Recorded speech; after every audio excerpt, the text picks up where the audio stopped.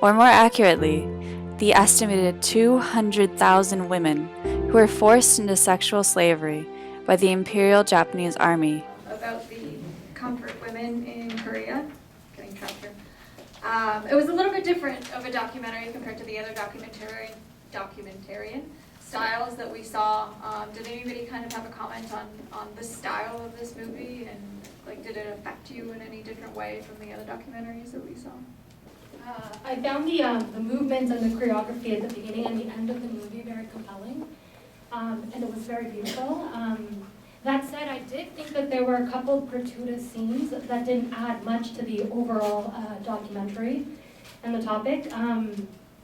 I'm Korean, and I'm from Seoul, South Korea. I was born there, and I lived there until I was in grade 2, and I speak it, read it, understand it fluently.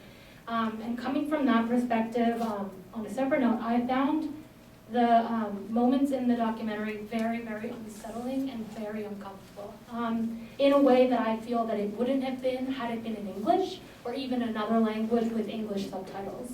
And the vulnerability, especially because I understand Korean, I think the intonation of the women who were speaking about their kind of what they had seen, and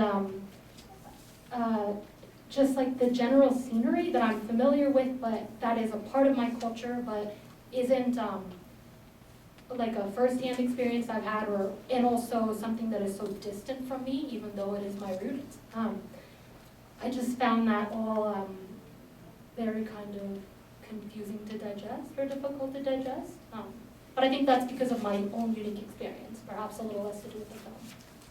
Fair enough. Yeah, it might have been a little bit personal, I suppose, to having like that connection to it as well. But I also think it should, I mean, it's supposed to make you uncomfortable. It's not a really comfortable topic. I mean, ironically, they're called comfort women, but it's not something pleasant to think about. I don't think it's a fun part of history that we like to remember, but it's important, right? I mean, it's important to talk about these things, and especially with the feminist movement kind of growing right now, when we have the possibility of the first American female president and all this other stuff going on. Like, women's issues are kind of coming to the forefront, and I think that's a really important thing to say. Does anybody else have something to say about?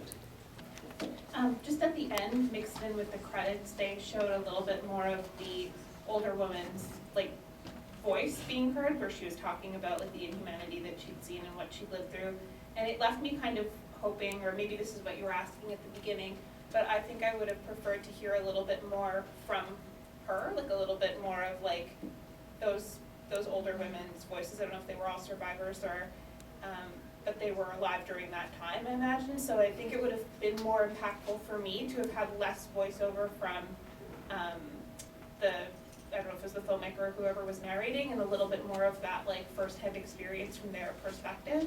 I thought that would have been, just for me, that would have probably made it a little bit richer.